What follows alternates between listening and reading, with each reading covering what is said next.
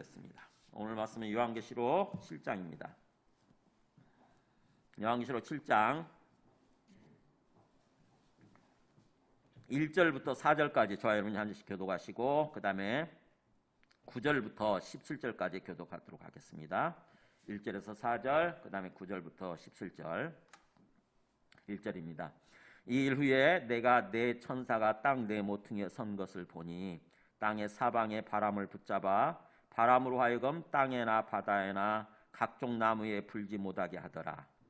또 봄에 다른 천사가 살아계신 하나님의 인을 가지고 해 돋는 데로부터 올라와서 땅과 바다를 해롭게 할 권세를 받은 네 천사를 향하여 큰 소리로 외쳐 이르되 우리가 우리 하나님의 종들의 이마에 인치기까지 땅이나 바다나 나무들을 해하지 말라 하더라.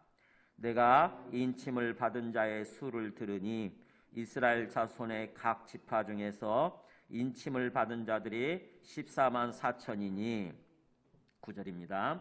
이 일 후에 내가 보니 각 나라와 족속과 백성과 방언에서 아무도 등이 셀 수 없는 큰 무리가 나와 흰 옷을 입고 손에 종려가지를 들고 보좌 앞과 어린 양 앞에 서서 큰 소리로 외쳐 이르되 구원하심이 보좌에 앉으신 우리 하나님과 어린 양에게 있도다 하니 모든 천사가 보좌와 장로들과 네 생물의 주위에 서 있다가 보좌 앞에 엎드려 얼굴을 대고 하나님께 경배하여 이르되 아멘. 찬송과 영광과 지혜와 감사와 존귀와 권능과 힘이 우리 하나님께 세세토록 있을지어다. 아멘 하더라.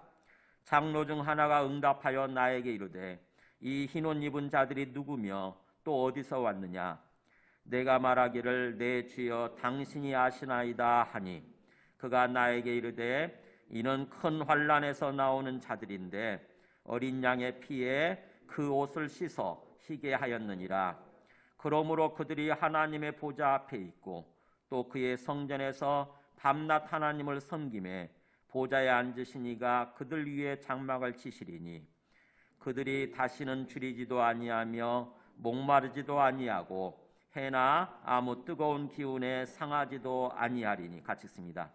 이는 보좌 가운데 계신 어린 양이 그들의 목자가 되사 생명수 샘으로 인도하시고 하나님께서 그들의 눈에서 모든 눈물을 씻어 주실 것임이라. 아멘. 앉으시겠습니다. 네. 우리가 다시 이렇게 부활주의를 지나서 요한계시로 다시 돌아와서 오늘 요한계시록 7번째입니다. 7번째인데 7장이죠. 우연히 숫자가 겹치는 것 같아요. 그래서 올해 요한계시록 평소에 잘 안 읽잖아요. 좀 어렵다고 생각을 하고 그래서 안 읽는데 올해 요한계시록을 잘 읽고 그래서 깨닫고 우리가 건강한 종말론 신앙을 갖는 거예요. 주님이 주신 말씀이지 않습니까? 요한계시록도 이 성경이고 복음서거든요. 그래서 이 말씀을 통해서 우리가 어떤 존재이며 또 이 땅에서 어떤 삶을 살아야 되고 그 다음에 장차 우리가 어디에 이르게 될 것인지 이걸 깨닫는 거죠. 우리의 인생의 여정을 깨닫습니다. 전부 시작부터 시작해가지고 궁극적으로 우리 종착역 도착지까지 깨닫고 그럴 때 이 땅에서 삶을 우리가 제대로 살게 되는 거죠. 우리가 그렇잖아요. 보면은 우리가 기차를 타고 여행을 갈 때 가까운 곳에 갈 때하고 멀리 이제 부산이나 뭐 어떤 전남, 목포 이렇게 갈 때하고 좀 다르잖아요. 그 자세가. 그죠? 그래서 우리가 어떤 기차를 타고 있는지 그리고 내가 지금 어디쯤에 와 있는지를 알아야 우리 삶이 기차 안에서의 우리 삶이 제대로 되는 거죠. 우리가 가까운 곳에 가는데 불과 한 10분, 20분이면 되는 그런 곳에 가는데 그야말로 우리가 멀리 간다고 생각을 하고 뭔가 퍼져 있는 모습으로 살아버리면은 안 되는 거죠. 그죠? 그래서 우리가 전체적으로 우리의 어떤 그 인생 여정을 이렇게 제대로 알아야 돼요. 이 요한계시록은 그런 것입니다. 자, 요한계시록 구조가 먼저 다시 한번 복습을 한번 해보죠. 요한계시록의 전개 구조. 요한계시록에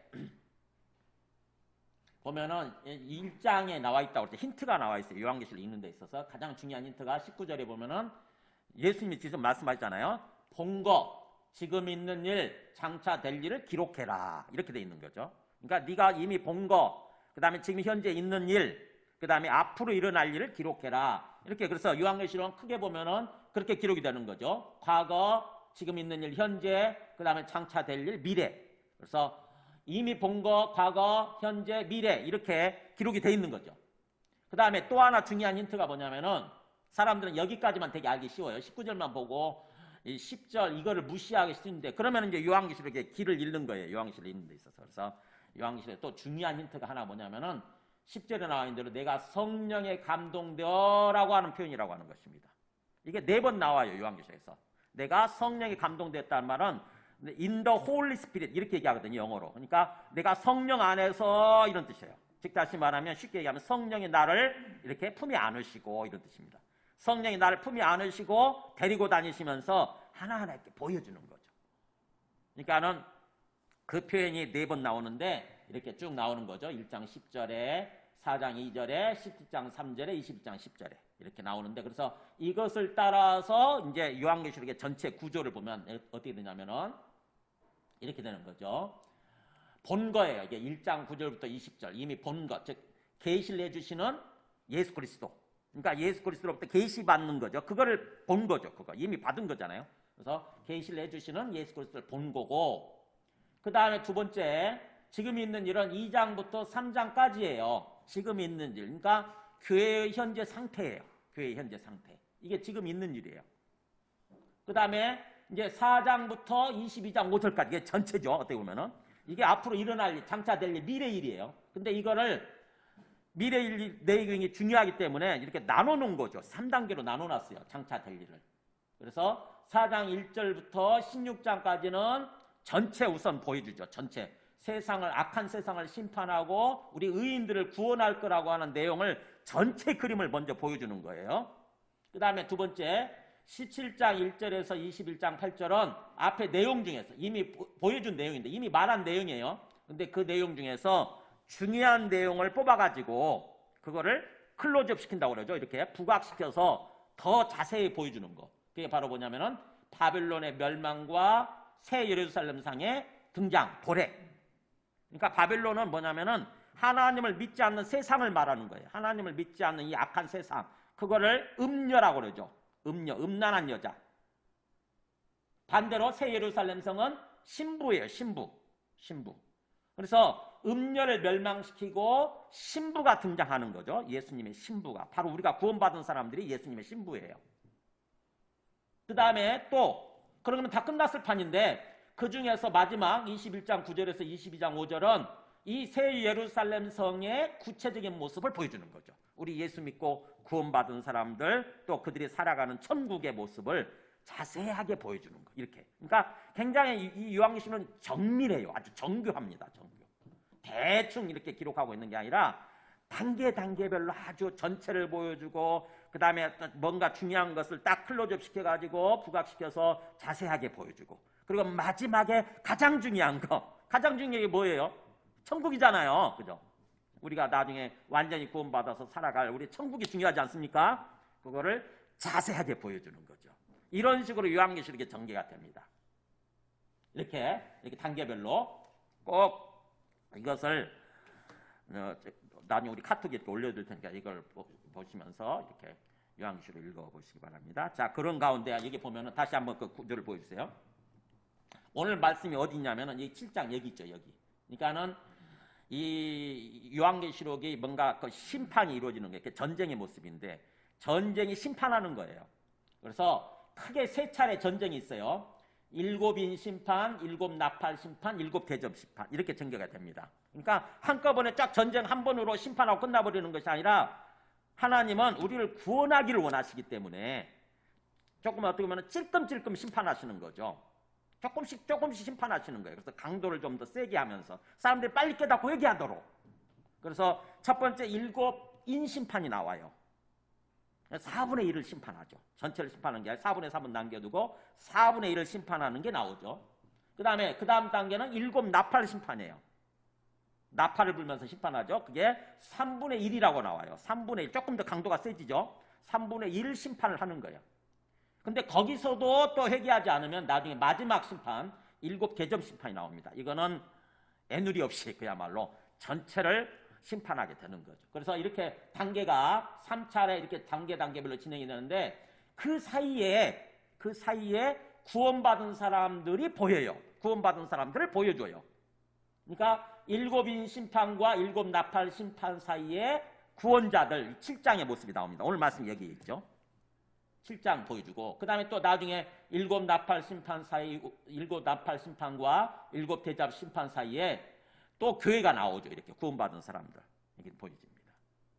그래서 이것 때문에 좀 어려워요. 사실 요한계시록이 어렵다고 하는 이유가 이 구조 때문에 나중에 들어가서 읽다 보면 헷갈리는 거죠. 이게 그래서 요한계시록이 조금 어려운데 그래도 요한계시록을 만약 여러분이 읽게 되면 나머지 성경들은 다 쉬워요. 나머지 성경들은 요한계시록의 66권 중에서 제일 그래도 조금 이렇게 구조가 있어서 조금 어렵게 느껴지죠. 근데 요한계시록만 만약에 여러분 이해하신다 그럼 다른 성경들은 정말 쉬운 거죠. 쉽게 되는 거죠. 그래서 오늘 말씀은 이렇게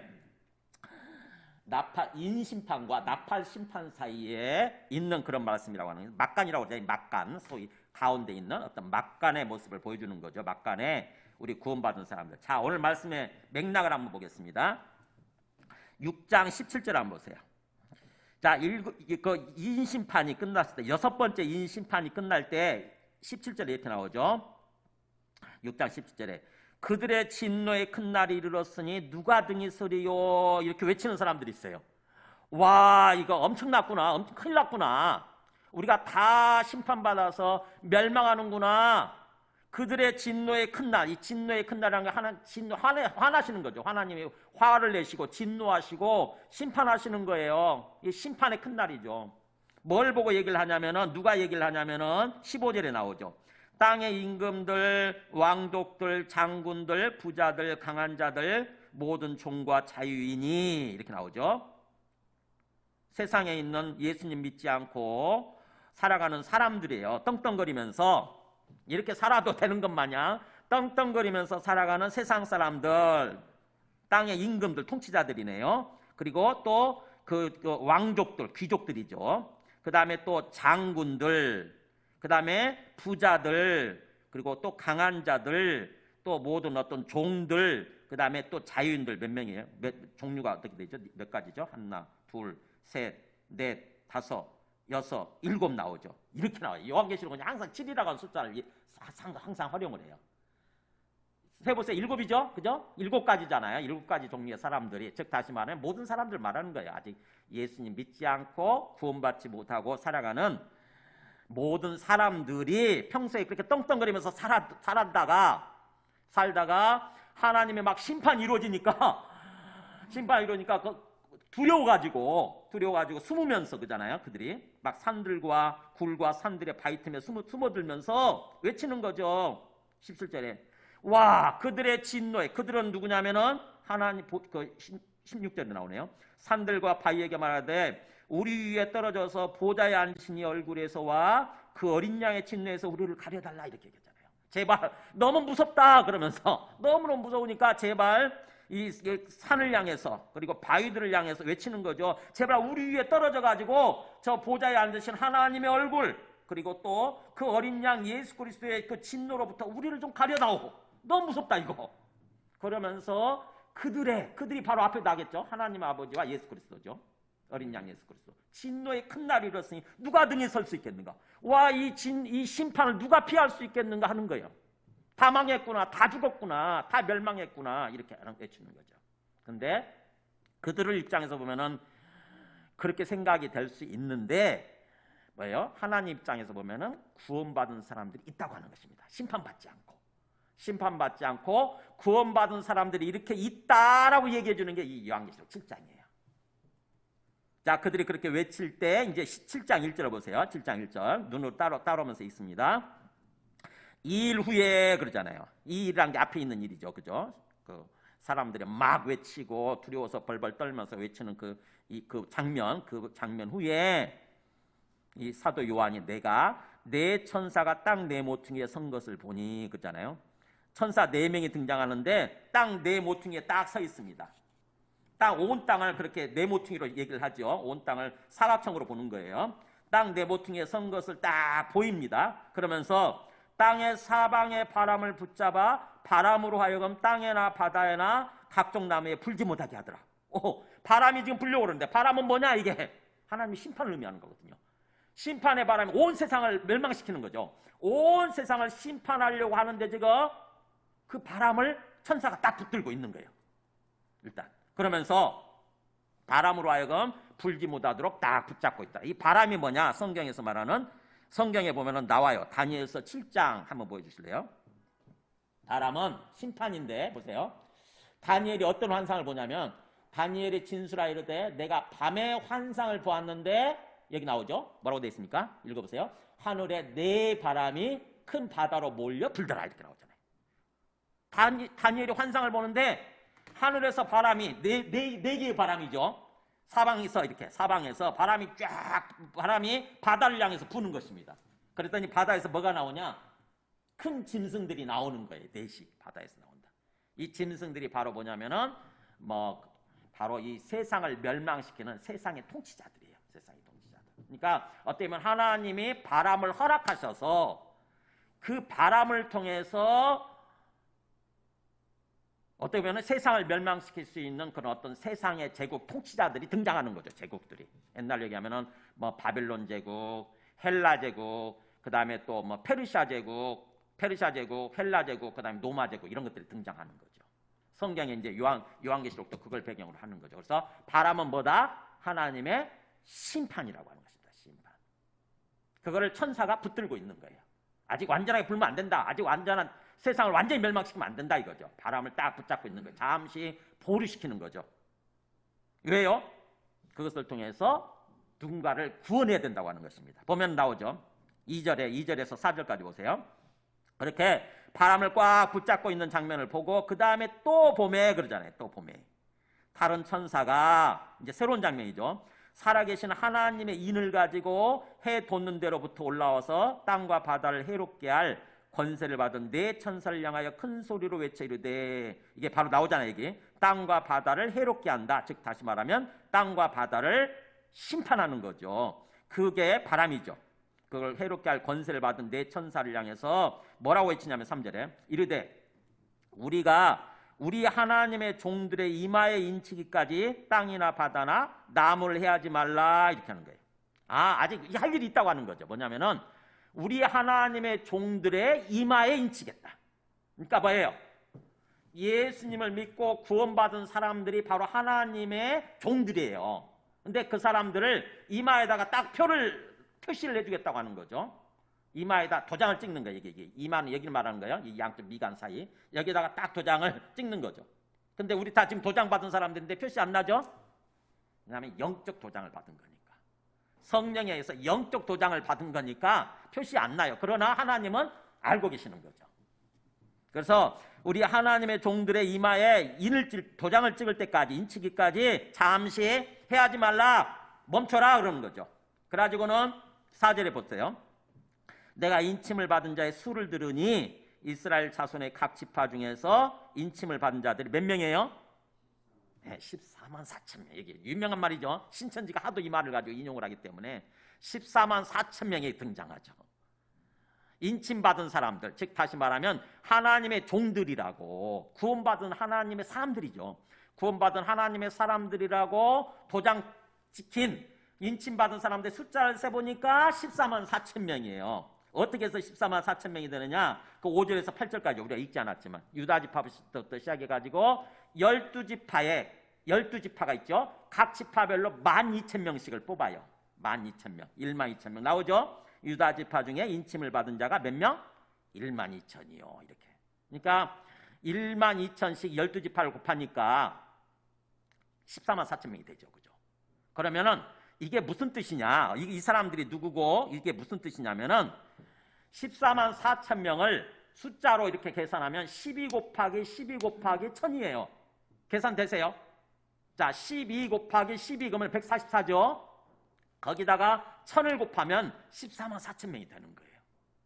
그러면 이게 무슨 뜻이냐? 앞에 12는 바로 구약에서 구원받은 하나님의 백성을 말하는 거, 12지파를 얘기하는 거고, 그 다음에 또 12는 신약에서 구원받은 12지파를 얘기하는 거예요. 그래서 12 곱하기 12가 되는 거죠. 구약의 하나님 백성, 그 다음에 신약의 하나님 백성. 그러고서 천이에요. 천이라고 하는 숫자는 10 곱하기 10 곱하기 10이잖아요. 10은 뭐냐? 완전한 충만한 숫자거든요. 가득 찬 숫자예요. 그러니까 가득 찬 숫자 곱하기 3번을 하는 거죠. 가득 찬 숫자, 가득 찬 숫자, 가득 찬 숫자. 즉 다시 말하면 뭐예요? 구약의 하나님의 백성과 신약의 하나님의 백성들 중에서 구원받은 사람들이 그만큼 엄청나다고 하는 것입니다. 엄청난 숫자를 말하는 거예요. 14만 4천 명이. 근데 신천지에서는 뭐라고 그래 이거를? 진짜 14만 4천 명으로 문자 그대로 받아들이잖아요.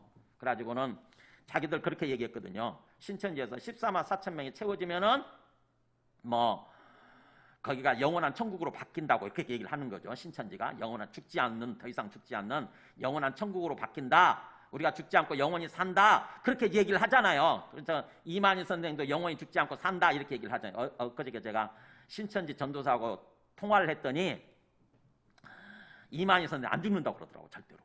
이만희 총장 절대 안 죽는데요. 나이가 지금 92세인가이죠. 1세인가 2세인가 되는데 굉장히 많이 늙으셨잖아요. 그리고 치매기도 있어가지고 왔다 갔다 하는 상태거든요. 지난번에 보셨잖아요. 코로나로 인해서 이렇게 사과할 때 왔다 갔다 하잖아요. 옆에서 말 안 들려주면 못 알아듣고 그러잖아요.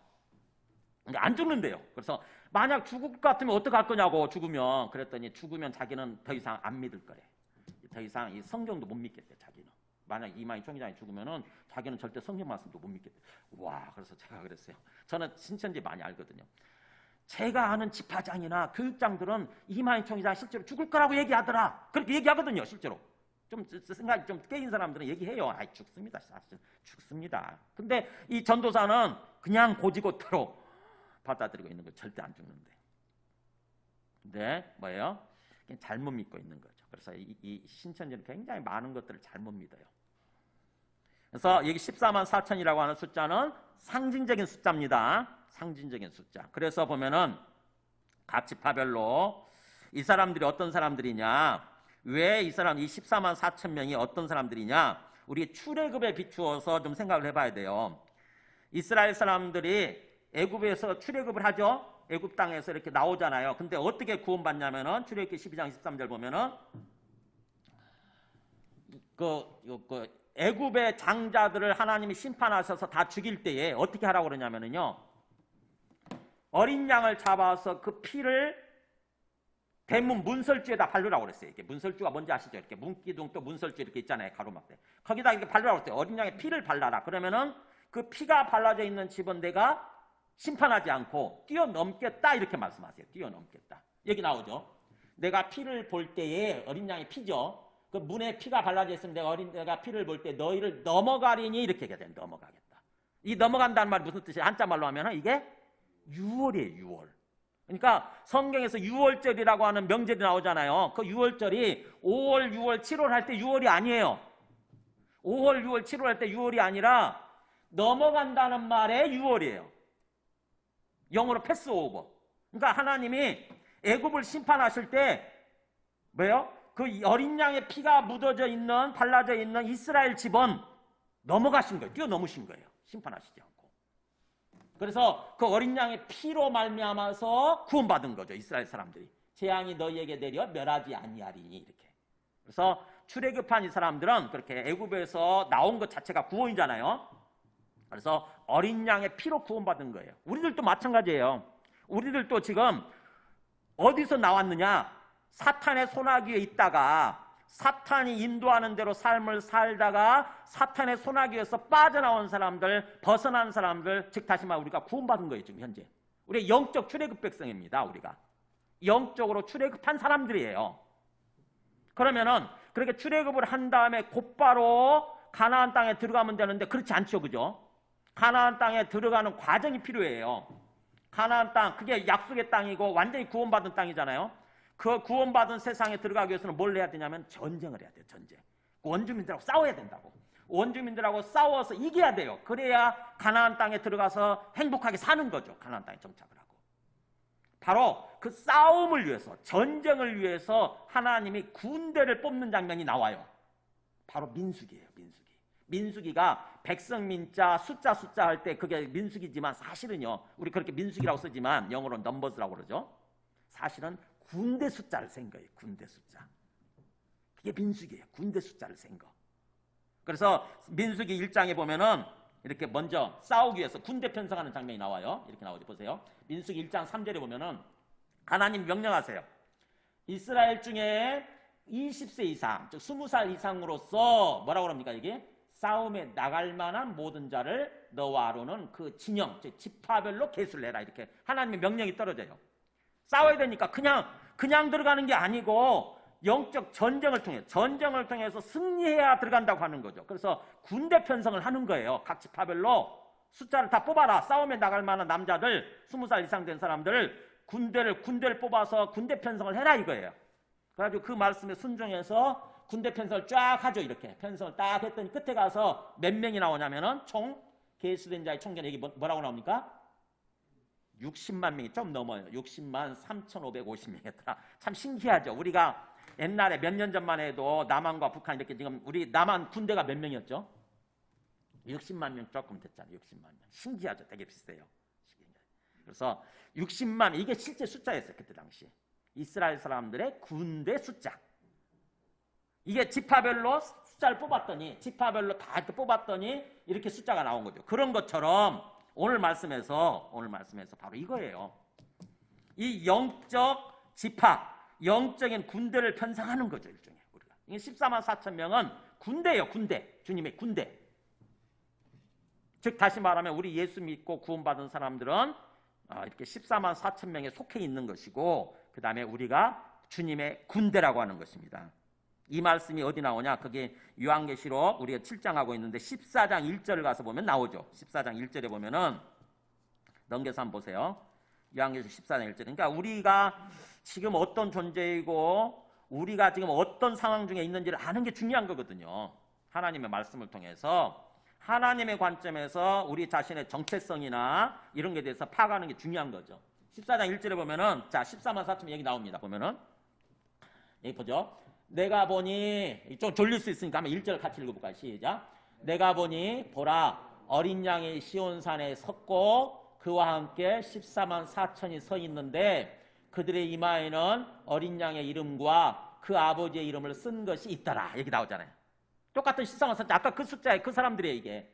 근데 어린 양이 먼저 서 있는 거죠. 이게 누구겠어요? 이 14만 4천이 군대라고 한다면은 어린 양은 대장이에요. 대장. 전쟁의 총사령관, 야전사령관 지금. 대장 대신 그래서 우리가 많이 성경의 찬송에도 그런 거 있잖아요. 대장 대신 예수 따라. 그래서 대장 대신 예수님이 딱 서 있고 그 밑에 14만 4천 명의 군대가 쫙 보이라고 서 있는 것입니다. 그 사람들의 이마에 뭐가 있느냐? 그들의 이마에는 어린 양의 이름, 그 다음에 그 아버지 하나님의 이름을 쓴 것이 있더라. 이 사람들은 바로 하나님과 예수 그리스도의 사람들이라고 하는 거죠. 이게 우리가 다 예수 믿는 사람들 이런 사람들이에요. 이 사람들에 대해서 이 사람들이 어떤 삶을 사냐면 보세요. 이 사람들은 4절에 보면은 그 음녀에 의해서 더럽혀지지 않고 아까 바벨론 음녀에 의해서 더럽혀지지 않고 순결한 자라 이렇게 나오죠. 영적으로 순결한 사람들, 그 다음에 어린 양이 어디로 인도하든지 따라가는 자. 우리가 예수 믿는 사람들의 삶이 이런 거여야 되거든요. 어린 양, 우리 대장 되시니까 우리는 좀 군대고 대장 되신 예수님이 어디로 인도하든지 우리는 순종하면서 따라가는 거죠. 그리고 또 사람 가운데서 속량함을 받아 구원을 받아 처음 익은 열매들이다.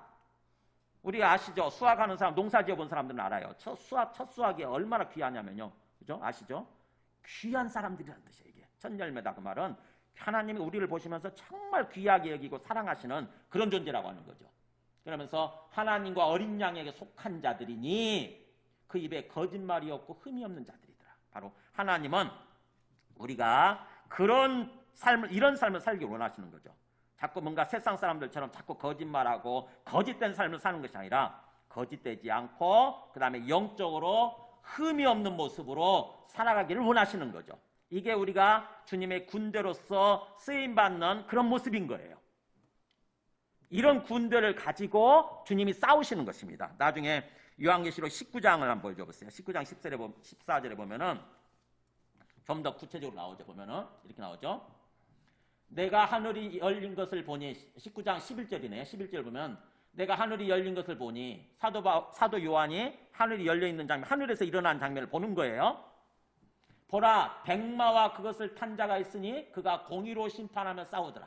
자, 백마가 있고 거기에 탄 사람이 있어요. 근데 그분이 공의로 심판하면서 싸우는 거예요. 영적 싸움을 하는 거죠. 그러면서 그가 13절에 피 뿌린 옷을 입었는데, 이게 뭔가 상징적으로 뭔가 딱 암시가 되죠. 그죠? 백마와 그것을 위에 그 탄 분이 계시는데 피 뿌린 옷을 입었다. 많이 들어본 말이잖아요. 뭐예요? 죽었었던 분, 십자가에서 죽으셨던 분, 피가 묻어 있는 거죠. 피가 묻어 있는 옷을 입고, 그 이름은 누구라고 얘기하냐면 바로 그분의 존재에 대해서 얘기를 하죠. 이름에 대해서 하나님의 말씀이라고 칭하더라. 즉 예수님은 하나님의 말씀이신 거예요. 이 말씀은 로고스예요. 로고스. 우리가 말하는 것을 가리키는 것이 아니고 로고스, 인격적인 존재예요. 살아있는 존재. 예수님이 하나님의 로고스로서 이 땅에 오셔서 우리 때문에 죽으시고, 그래서 우리를 구원하시고 대장 되셔서 부활하시고 또 살아나셔서 우리의 대장 되셔서 지금 영적 싸움을 지휘하면서, 진두지휘하면서 이끌고 가고 계시는 거죠. 그럴 때 여기 보세요. 14절에 하늘에 있는 군대들이 희고 깨끗한 세마포 옷을 입고 백마를 타고 그를 따르더라. 바로 구원받은 사람들이 하늘에 우리 속해 있는 거죠. 사실은 이 땅에서 발딛고 살더라도 지금 우리의 영혼은 하늘에 속해 있는 군대예요. 하늘에 있는 군대들이 희고 깨끗한 세마포 옷, 아주 정결한 옷, 성결한 삶이죠. 성결한 삶을 살면서 성결한 옷을 입고 백마를 타고 그를 따르더라. 그 다음에요. 그랬더니 보세요. 여기 이제 또 내가 보면 같이 있습니다. 그 짐승과 땅의 임금들과 그들의 군대들이 모여 그 말탄 자와 그의 군대와 더불어 여기 전쟁을 일으키다가, 요한계시록이 뭐라고 그랬죠? 종말 전쟁 얘기라고 그랬잖아요. 종말 전쟁, 영적 전쟁 이야기예요. 전쟁. 그러니까 하나님과 하나님의 군대와 그 다음에 사탄과 사탄의 군대가 서로 지금 싸우는 거예요. 전쟁하고 있는 거예요. 전쟁. 총칼 들고 싸우는 게 아니라, 실제 무기를 들고 싸우는 게 아니라 우리는 영적인 차원에서 전쟁을 하는 거예요. 영적인 차원. 여기 나오잖아요. 짐승, 사탄을 대신하는 땅의 제국 통치자.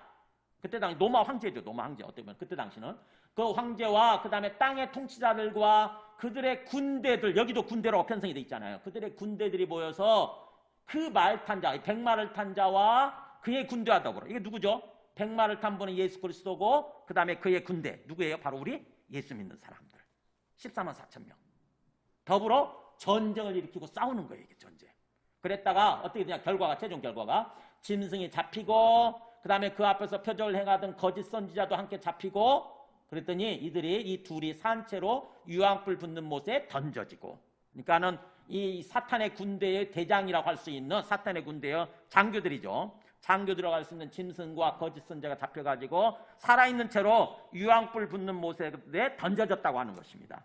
거기서 영원히 고통을 받으면서 영원한 심판 가운데서 살아가는 거죠. 이 요한계시록은 바로 이거예요. 영적 전쟁 이야기예요. 그러면서 우리는 어떤 존재다? 주님의 군대라고 하는 것입니다. 주님의 군대. 그러니까 이게 다시 우리 본문으로 돌아와서요. 7장은 전반부, 후반부로 이렇게 구성이 되어 있거든요. 1절에서 8절까지는 전반부예요. 전반부는 뭐냐? 우리는 주님의 군대로서 전쟁을 하고 있는 사람들이다, 이런 뜻이에요. 이 땅에서 영적 전쟁을 하고 있는 상황이다. 지금 이 전쟁을 통해서 우리가 승리하고 궁극적으로 이제 우리가 어디로 들어가느냐? 완전한 구원, 영원한 천국에 들어간다고 하는 거죠. 그래서 9절에서 17절까지는 바로 우리가 구원받은 사람들, 완전한 구원에 이른 사람들, 영원한 천국의 모습을 보여주는 거예요.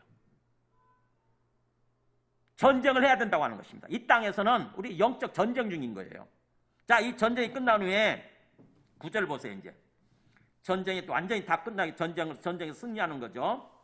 9절에서 12절까지 보게 되면은 전쟁에서 승리하고 구원받은 사람들이 뭐 하고 있는가 보세요. 9절에 보니까 이루에, 같이 읽을까? 시작. 이루에 내가 보니 각 나라와 족속과 백성과 방언에서 아무도 능히 셀 수 없는 큰 무리가 나와 흰옷을 입고 손에 종려가지를 들고 보좌 앞과 어린 양 앞에 서 있잖아요. 그죠?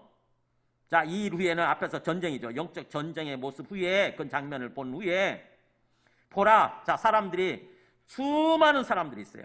아무도 등이 셀 수 없는 큰 무리라고 했잖아요.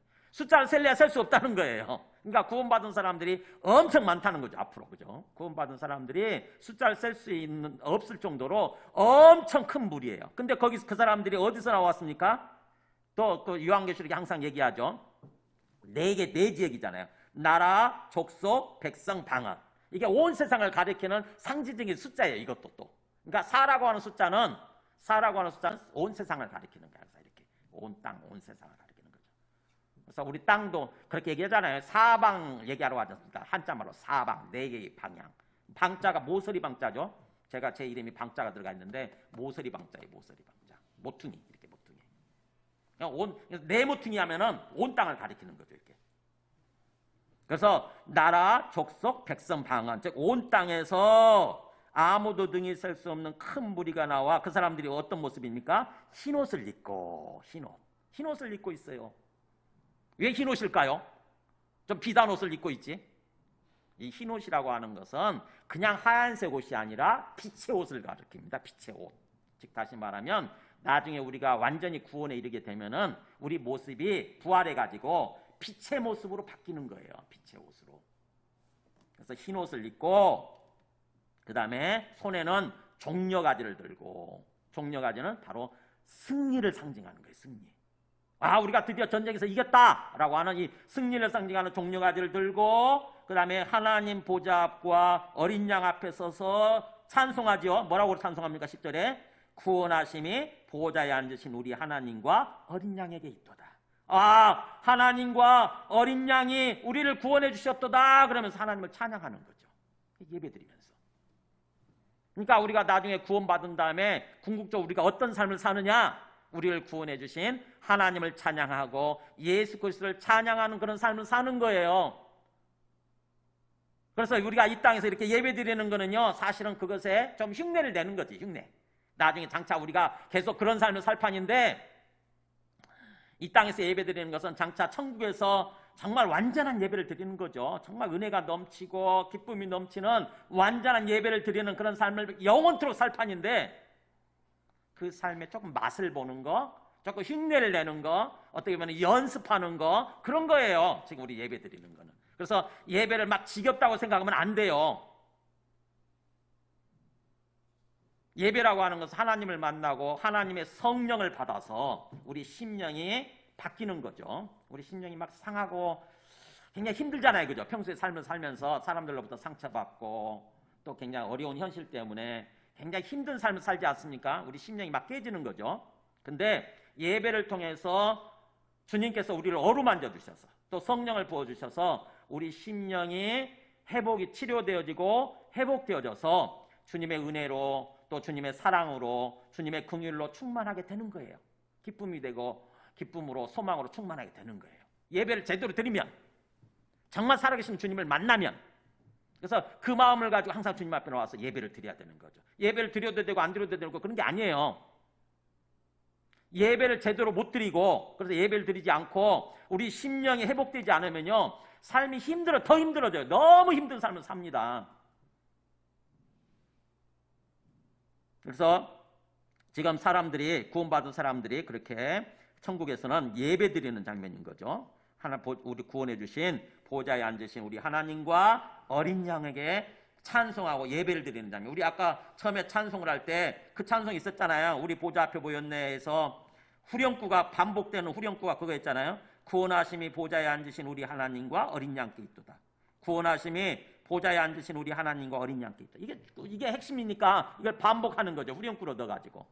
그래서 찬송을 할 때 그냥 찬송하는 게 아니고 이 표현이 어디서 나왔는지 그걸 알고 그것대로 우리 마음을 실는 거죠. 와, 구원받은 사람들이 천국에서 예배 드릴 때 내용이구나. 이걸 알고 나도 거기에 나가기를 소망하면서 그렇게 될 것을 믿고 지금 여기서부터 그렇게 찬송하는 거죠. 우리 마음을 실어서.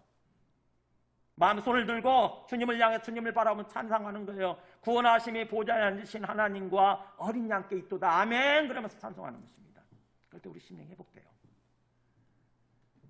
그렇게 찬송을 했더니 천사들이 또 같이 화답을 하죠. 거기 11절에 모든 천사가, 도대체 천사가 몇 명이길래 모든 천사가 그럴까요? 몇 명일까요? 천사가 숫자가 얼마나 될까요? 네, 거기 보면은 5장 11절 뒤에 나와요. 5장 11절 보면은 많은 천사의 음성이 있으니 그 수가 만만이요 천천이라 돼 있어요. 천사들의 숫자가 만만이. 만 곱하기 만이면 얼마예요? 우리 정집사님. 만 곱하기 만이면 얼마예요? 억이에요. 억. 공이 8개면은 억이에요. 억. 그러니까는 천사의 수가 억 단위로 넘어간다는 거죠. 천사의 수가. 억매 억. 수억이지. 수억이란 뜻이에요. 1000 곱하기 1000이면 공이 6개니까 100만이잖아요. 그죠? 네. 억과 100 이렇게 100만 단위라는 거죠. 그래서 수많은 천사들이, 셀 수 없는 엄청난 천사들이 거기에 화답해서 뭐라고 찬송하는가 보세요. 12절에 아멘 그러면서 찬송과 영광과 지혜와 감사와 존귀와 권능과 힘이 우리 하나님께 세세토록 영원토록 있을지어다 그러면서 또 아멘 하고 이렇게 끝나죠. 아멘으로 시작해서 아멘으로 끝나는데, 자, 몇 가지를 찬송하는가 보세요. 하나님의 성품, 하나님이 우리에게 베풀어 주신 은혜 몇 가지를 가지고 찬송하나 보세요. 몇 가지인가 세보세요. 찬송과 영광과 지혜와 감사, 그 다음에 존귀와 권능과 힘. 몇 가지예요? 여기도 또 7가지. 그러니까는 이 요한계시록은요, 사도 요한은 숫자 4라고 하는 숫자, 또 7이라고 하는 숫자를 계속 이렇게 상징적으로 나타내는 거예요. 그러니까 하나님의 모든 면을 찬송하는 거죠. 모든 면을 7가지 가지고 찬송, 영광, 지혜, 감사, 존귀, 권능, 힘이 우리 하나님께 영원토록 있을 거다, 있을지어다 그러면서 이렇게 찬송하는 거죠. 그게 그래서 구원받은 사람들이 장차 영원한 천국에서 이렇게 찬송하고 경배드리고 예배드리는 장면의 모습을 보여주는 거예요. 얼마나 우리가 상상력을 최대한 동원해서 보면은요, 수를 셀 수 없는 수많은 사람들이, 그리고 수를 셀 수 없는 수많은 천사들이 우주적으로 찬송하고 경배하고 예배드린다고 생각해 보세요. 우리가 잠실 종합운동장에서, 아니지, 저쪽에 상암동 월드컵 경기장에서 거기 들어가니까 한 10만 명 들어가나 그렇더라고요. 옛날에 2007년도에요. 거기서 다 모여가지고 예배 드린 적이 있어요. 그때 오카는 목사님 설교하시고 그러면서 와, 10만 명만 모여서 예배 드려도 드라마틱하더라고요. 그야말로 장엄하더라고요. 그 수많은 사람들이 찬송하고 이렇게 들으니까 10만 명만 모여도 엄청나더라고. 근데 생각해보세요. 수를 셀 수 없는 엄청난 무리와 수를 셀 수 없는 엄청난 천사가 이렇게 화답하면서 서로 주고받으면서 찬송하고 경배드리는 장면을 한번 우리가 최대한 상상력을 동원해서 한번 생각해 보라고요. 얼마나 우주적이고 얼마나 드라마틱할까, 얼마나 장엄할까. 앞으로 우리가 들어가는 천국은 그런 모습이라고 하는 거죠. 그러면서 13절 보세요. 이제 궁금할 거 아닙니까? 이 사도 요한이 도대체 이 사람들이 다 누구며 이 사람들이 다 어디서 왔을까 궁금할 거 아닙니까? 근데 그거를 장로 중에 하나가 질문을 해주죠.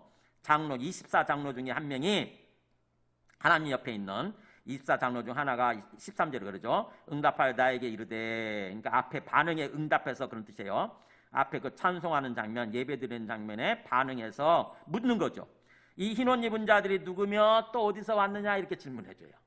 이 흰옷 입은 이 수많은 사람들이 도대체 누구고 이 사람들이 어디서 온 거냐 사도 요한은 잘 모르죠.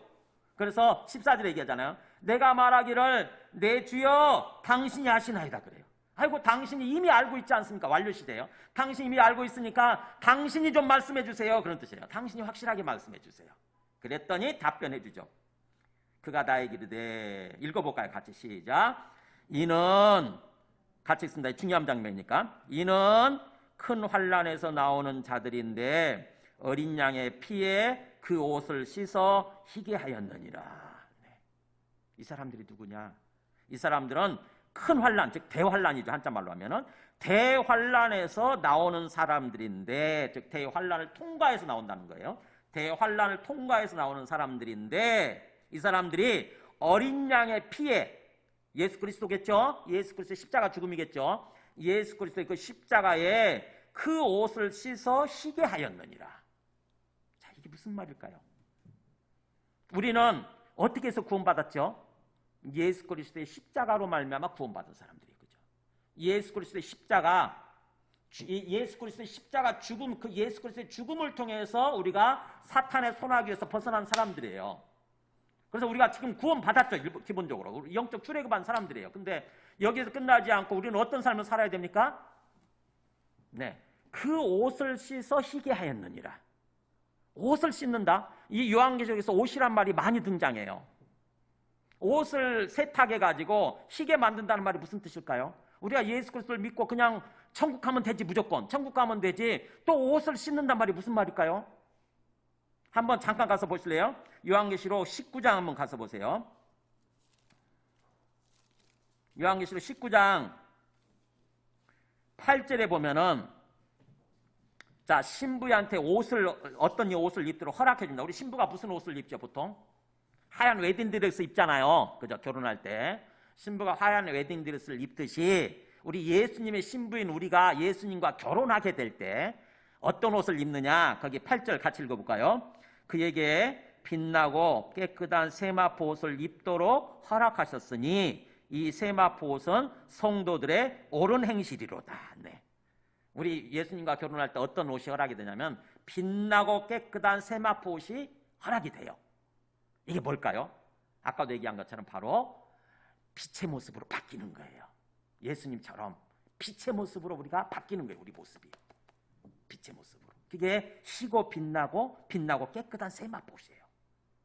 빛나면서, 빛이 나면서, 빛이 반짝반짝 나면서 깨끗하고 아주 순결하면서. 세마포라는 게 아주 정교한 모시옷이죠. 모시옷. 아주 가느다란 어떤 실로 이렇게 엮여져 있는, 짜져 있는 아주 고운 피당 같은 그런 옷인 거죠. 근데 그게 이제 이 옷을 입도록 허락이 됐는데 이제 신부와 결혼하는 거죠. 그러면서 이 세마포 옷은 뭐에 의해서 주어지는 거냐 보면은 성도들의 옳은 행실로다 그러잖아요. 그러니까 예수 믿고 우리가 어떤 삶을 살아야 되느냐? 우리 삶이 올바른 삶을 사는 거예요. 우리 삶이 죄악된 습관에서 벗어나서, 죄악된 삶, 더러운 모습에서 벗어나서 자꾸 뭔가 정결해지고 깨끗해지고 그 다음에 성결해지고 거룩해져 가는 거죠. 우리 삶이. 진짜로 예수 믿으면 그렇게 바뀌게 돼 있어요. 조금씩. 예수 믿는다고 그러면서도 과거처럼 아무렇지도 않게 습관적으로 죄를 범하는 삶을 산다? 아직 제대로 안 믿는 거예요. 아직. 진짜로 살아계신 주님을 믿고요. 믿는다는 게 그런 거 아닙니까? 내 앞에 살아계시는 주님을 믿고 주님을 바라보는 거예요. 주님을 의식하는 거예요. 주님과 교제하는 거예요. 그런 삶을 살면은 내 심령에서부터 뭔가 더러운 거 있죠. 더러운 거, 죄악된 것을 싫어하는 마음이 생겨요. 자꾸 이상하게. 과거에는 아무렇지도 않게 그냥 담배 피고 아무렇지도 않게 술집 가고 아무렇지도 않게 간음하고 막 이랬던 것들이 싫어져요. 마치 내가 토한 거 한번 바라보세요. 우리가 어떤 먹고 저기 하게 되면 토하잖아요. 토한 거 볼 때 그거 좋습니까? 싫습니까? 냄새나고 역겹잖아요. 그런 것처럼 우리가 죄악된 삶을 바라보게 되면은 예수님 믿고 진짜 구원받아서 죄악된 삶을 바라보면 이게 이상하게 싫어져요. 과거에는 아무렇지도 않았는데 아무렇지도 않게 행했는데 그거 보는 순간 이상하게 싫어져. 이거 역겨워져. 그래가지고는 거기서부터 점점 끊어져요. 죄악된 삶이. 그게 성도들의 옳은 행실이라는 뜻이에요. 자, 그 모습이 나중에 다시 한번 보세요. 22장 한번 보세요. 22장 11절 보세요. 요한계시록 22장 11절 보면은, 자, 한번 볼까요? 불의를 행하는 자는 그대로 불의를 행하고 더러운 자는 그대로 더럽고 의로운 자는 그대로 의를 행하고 거룩한 자는 그대로 거룩하게 하라. 그러니까는 예수님 믿지 않는 사람들은 계속 불의를 행하게 돼 있고 계속 더러운 상태로 있고 되고, 반대로 의로운 자, 예수를 믿는 사람이죠. 예수 믿고 구원받은 의로운 사람은 의를 행하고 그 다음에 거룩해져 가는 거죠. 그러면서 14절 같이 읽을까요? 14절 같이 시작. 자기 두루마기를 빠는 자들은 복이 있으니 이는 그들이 생명나무에 나아가며 문들을 통하여 성에 들어갈 권세를 받으려 함이로다. 자, 두루마기를 빤대. 두루마기가 뭐지? 겉옷이거든요. 겉옷. 요즘은 두루마기 안 입잖아요. 옛날 조선시대 때 얘기지. 겉옷이라고 생각하면 될 텐데, 번역하면 될 텐데, 자, 자기 겉옷을 두루마기를 빠는 사람, 뭐에 빤다는 말이 무슨 말이겠어요? 바로 예수님을 진정으로 믿고 우리 삶이 자꾸 깨끗해지고 성결해지고 거룩해져 가는 거예요. 그걸 말하는 거예요. 그래서 겉옷이라고 하는 것은 우리의 모습을 보여주는 거예요. 우리 겉모습을 보여주는 거잖아요. 자기 두루마기를 그렇게 빠는 사람들은 복 있는 사람들이다. 복 받은 사람들이다. 행복한 사람들이다. 왜냐? 그들이 생명나무에 나아가게 된다고 하는 거죠. 우리가 잃어버린 생명나무. 에덴 동산에서 떠나오면서 에덴 동산 쫓겨난 거지. 에덴 동산을 쫓겨나면서 생명나무를 잃어버렸잖아요. 그 생명나무 열매를 계속 따먹으면서 우리가 영원히 살 수 있었는데 하나님을 부인하다 보니까, 그래서 그게 죄의 본질이죠. 하나님을 부인하다 보면 거기서 쫓겨난 거예요. 생명나무를 잃어버렸어요. 근데 여기서 그잖아요. 우리를 구원해 주신다고 하는 것은 생명나무에 나아가도록 우리한테 허락이 되는 거죠. 생명나무에 나아가며 그 다음에 문들을 통하여 성에 들어갈 권세를 받는다고 하는 거예요. 성, 어떤 성이냐? 새 예루살렘 성, 즉 다시 말하면 예수님의 신부, 그리고 구원받은 사람들, 이게 성이에요. 거기에 권세를, 거기에 들어갈 수 있도록 이제 우리한테 허락이 된다고 하는 것입니다. 뭐 어떤 사람이요? 네, 자기 옷을 빠는 사람. 예수님을 진정으로 믿고 삶이 성결해지고 거룩해져가는 그런 삶을 사는 사람들한테 이게 허락이 된다고 하는 거죠. 그러니까 예수 믿는다고 그러면서, 예수 믿고 구원받았다고 그러면서 세상 사람들 좀 똑같이, 또 옛날처럼 똑같이 살면 아직 안 되는 거죠. 아직 구원받지 못한 거지.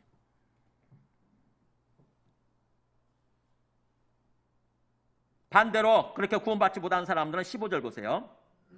예수 안 믿으니까 삶이 엉터리죠. 보면은 개들, 욕하는 얘기예요. 욕이에요, 욕. 개들, 그 다음에 점술가들, 점치는 사람들이죠. 그리고 음행하는 자들, 또 살인자들, 우상숭배자들 및 거짓말을 좋아하며 지어내는 사람들은 다 어떻게 된다고요? 구원받지 못하고 성 밖에, 예루살렘 성 밖에, 즉 다시 말하면 하나님의 신부 밖에, 천국 밖에 있으리라. 천국 밖에 있으리라. 구원받지 못하고. 그래서 다시 우리 오늘 본문으로 돌아와세요. 우리가 지금 14절 하고 있죠. 7장 14절. 그가 나에게 이르되 이는 큰 환난에서 나오는 자들인데 어린 양의 피에, 즉 어린 양의 피로 구원받고 그 다음에 그 옷을 씻어 그 삶을 성결하고 거룩하게 해서 쉬게 하였느니라. 그런 사람들은 드디어 큰 환난을 통과하고 구원받게 된다고 하는 거죠.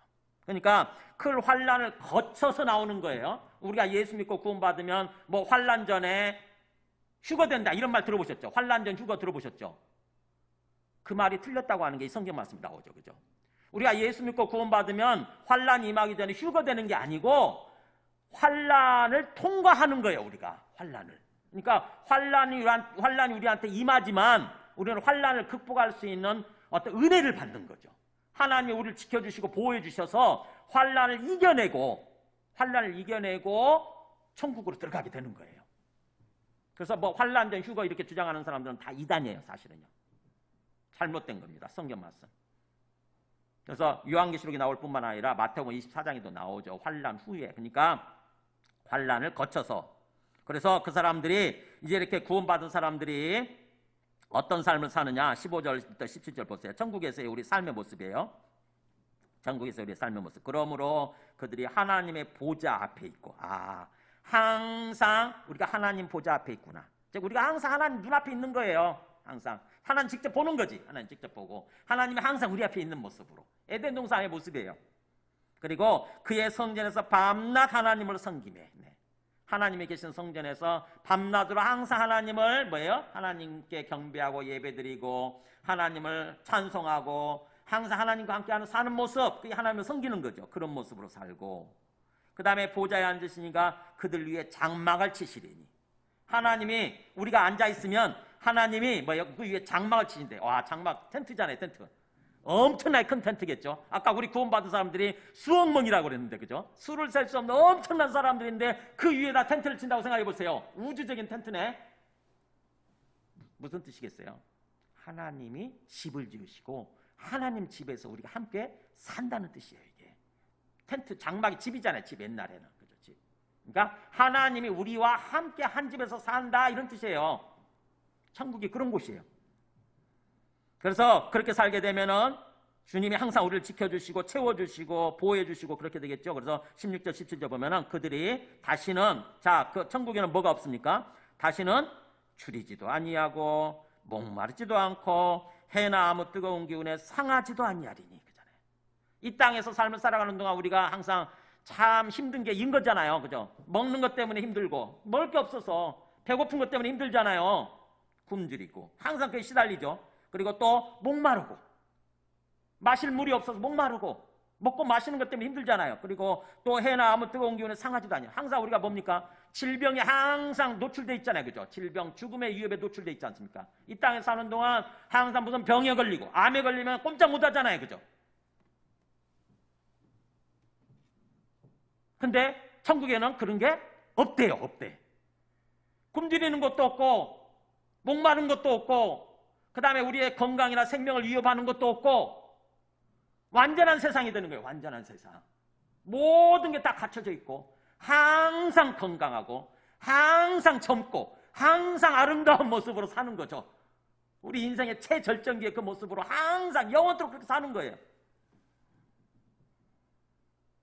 왜 그렇게 되느냐? 17절에 나오잖아요. 이는 보좌 가운데 계신 어린 양이, 바로 어린 양 예수 그리스도께서 우리 구원받은 사람들의 목자가 되셔서, 우리는 양이라고 한다면은 우리들의 목자가 되셔서 우리를 생명수샘으로 인도하시고, 생명수샘, 그 물만 마시면 영원히 살아가게 되는 생명수샘, 생명나무 또는 생명수샘, 그래서 인도하시고, 그 다음에 하나님께서 그들의 눈에서 모든 눈물을 씻어주실 것입니다.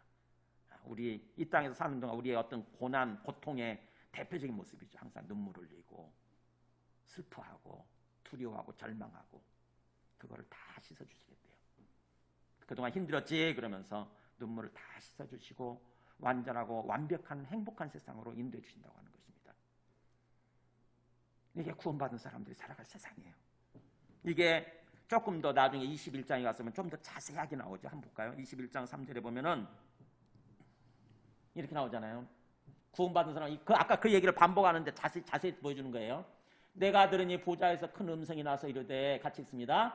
보라, 하나님의 장막이 사람들과 함께 있음에 하나님이 그들과 함께 계시리니, 그들은 하나님의 백성이 되고 하나님은 친히 그들과 함께 계셔서, 나오잖아요. 하나님의 장막이 그들 위에 사람들과 함께 있음에 하나님이 그들과 함께 계시게 된다. 그래서 그들은 하나님의 백성으로서, 하나님의 통치를 받는 하나님의 백성으로서 항상 살아가게 되는 거죠. 그러면서 4절에 그랬죠. 모든 눈물을 그 눈에서 닦아주시니, 뭐라고 나옵니까? 다시는 사망이 없고, 애통하는 것이나 통곡하는 것이나 아픈 것, 질병이 다시 있지 아니하리니 처음 것들이 다 지나갔음이라. 이 세상으로 가고 있는 거예요, 우리는요. 그러니까 궁극적으로 우리가 도달할 세상 어떤 거냐? 거기는 눈물도 없고 슬픔도 없고 죽음, 질병도 없고 죽음도 없는, 뭐가 모자란 것도 부족한 것도 없는 세상, 그것을 향해서 우리는 지금 가고 있는 것입니다. 자, 말씀을 정리합니다. 자, 오늘 말씀을 통해서, 이 7장 말씀을 통해서 딱 한 그림을 그려보세요. 7장 이제 두 개의 파트로 나눠져 있죠. 전반부는 뭐예요? 우리는 하나님의 구원받은 하나님의 백성으로서 지금 주님의 군대라고 하는 게 주님의 군대. 영적이죠. 영적으로 우리 모두가, 아이고 내가 여자고 내가 나이가 몇인데 주님의 군대예요? 아니요, 군대래요. 하나님이. 우리는 주님의 뒤를 따라가고 있는 주님의 군대예요. 군대. 그래서 영적 전쟁을 지금 수행하고 있는 거예요. 우리가 전쟁. 우리 신앙생활 자체가 영적 전쟁 중이에요. 이게 뭐 총칼 들고 싸우는 게 아니라 그냥 주님의 뒤를 따라가면, 주님을 잘 믿고 주님의 뒤를 따라가면 영적 전쟁을 하고 있는 거예요. 우리가 주님의 군대로서. 자, 그런 과정을 거쳐서 궁극적으로 우리가 어디에 도달하게 되느냐? 완전한 천국, 그곳에 도달하게 된다고 하는 것입니다. 자, 이거를 보여주는 이유가 뭘까요? 지금 심판 얘기를 하면서 6장 심판 나오고 다음에 8장 또 심판 또 나오잖아요. 심판과 심판 사이에 이거를 보여주는 이유가 뭘까요? 우리가 어떤 존재인지를 분명하게 알고 이 땅에서 어떤 존재로서 어떤 삶을 살아가야 되는지를 얘기해 주는 거예요. 이걸 모르게 되면 막연하게 살아가죠. 막연하게 신앙생활하는 거예요. 막연하게. 난 예수 믿는다고 생각을 하고 그래서 교회에 다니고 예배 한번 드리면 된다 이렇게만 생각을 하고 그러면 나는 나중에 죽어서 천국 가게 될 거다 이렇게 생각하게 되면은 주님께서 원하시는 그런 삶이 안 되는 거예요. 분명하게 우리의 정체성이 뭔지를 알아야 되는 거죠. 우리 정체성에 따라 살아가요. 내가 누구다라고 내가 생각하는 바대로 살아갑니다. 우리는 그잖아요.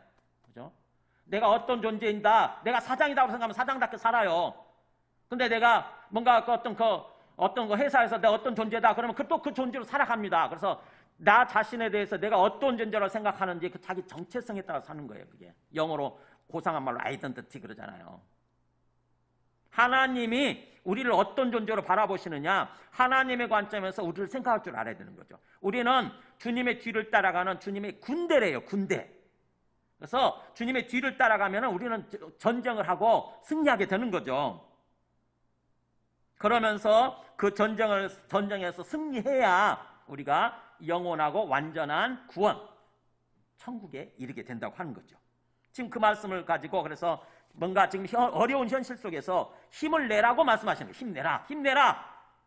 이게 전부가 아니다라고 했지. 우리가 당하고 있는 이 현실이 전부가 아니다.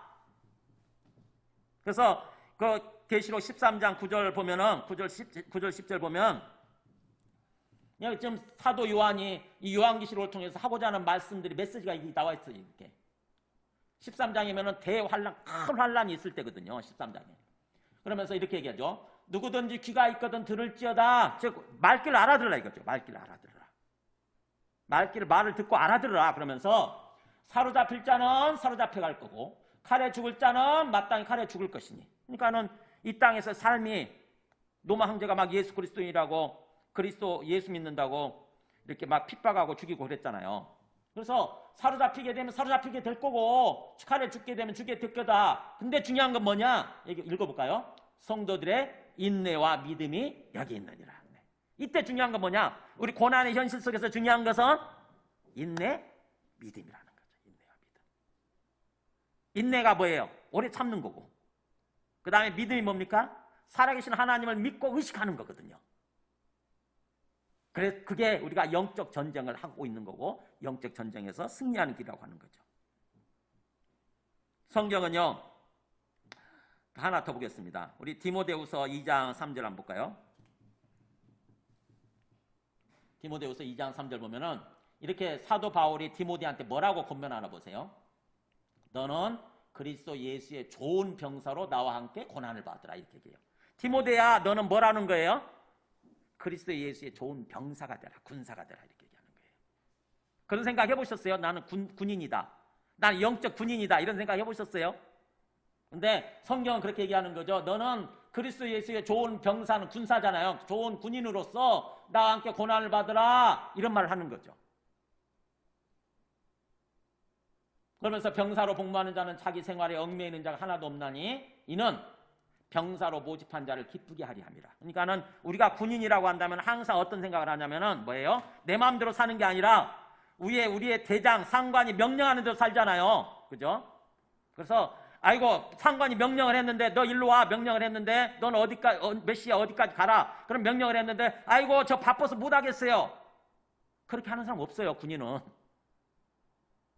자기 생활 핑계대고 그렇게 주님의 어떤 그 상관의 명령을 거부하고 그런 사람 없다고요. 군인이라고 하는 존재는 무조건 절대 복종이죠. 절대 복종.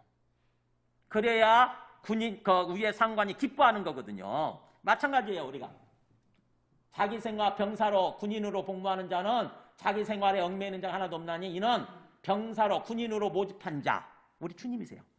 주님이 우리를 군대로 모집했는데 그 주님의 마음을 기쁘게 하는 모습으로 사는 것. 그러니까 항상 내 마음대로 사는 게 아니라 어떻게 하면 주님이 나를 보시면서 기뻐하실까? 이게 초점이 맞춰져야 돼. 이게 주님이 어떻게 하면 내가 지금 어떻게 행동해야 주님이 나를 기뻐하실까? 나를 귀하게 여기시고 나를 귀하게 쓰시고 나에게 더욱더 큰 은혜를 베푸시고 그런 모습으로 살게 될 수 있을까? 그게 고민거리가 돼야 되는 거죠.